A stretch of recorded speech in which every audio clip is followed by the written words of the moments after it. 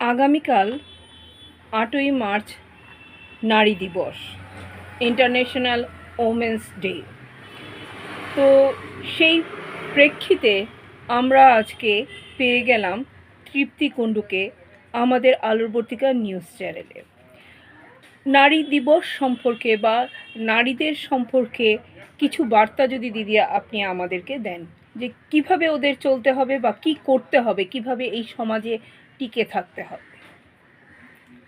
সমাজে টিকে থাকার কথা বলতে হলে নারীরা এখন সমান অধিকারে সমাজে সর্বস্তরে জায়গা করে নিয়েছে।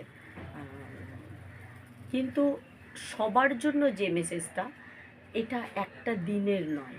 আজকের একটা দিন নারী দিবস উদযাপন করলাম, এটা একটা দিনের জন্য না।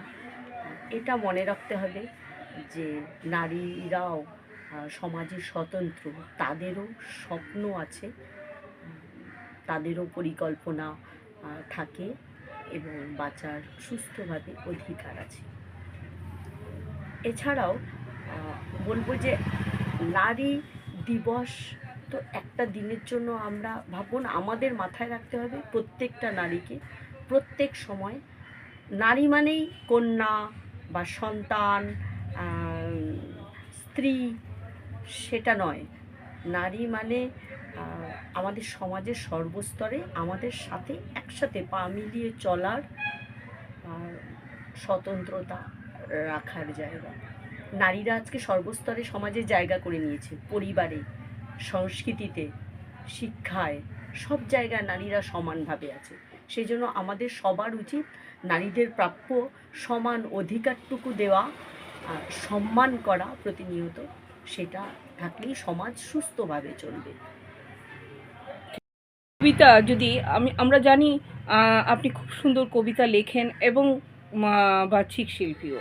তো একটা কবিতা যদি নারী দিবস উপলক্ষে আমাদের আলোরবর্তিকা নিউজ চ্যানেলের দর্শকদেরকে একটা যদি আমরা আমি একটা কবিতা লিখে রেখেছিলাম, বলছি।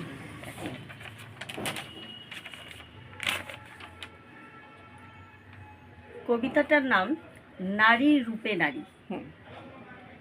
নারী শুধু একটি নাম নয়, একটি আলো, একটি পথের দিশা।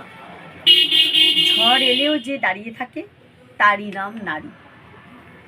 মায়ের স্নেহে ভরা চোখে, বোনের হাসির মধুরতায়, বন্ধুর মতো পাশে থাকে নীরবে নিঃস্বার্থ ভালোবাসায়, সেই নারী। অন্ধকারে পথ হারালে যে হাত ধরে আলোর দিকে নিয়ে যায় সেই নারী, সেই জীবনের সাহস। তাই আজকের দিনে নয় শুধু, প্রতিটি দিন হোক তার সম্মানের, কারণ নারী মানেই শক্তি, নারী মানেই জীবন। ধন্যবাদ। দারুণ।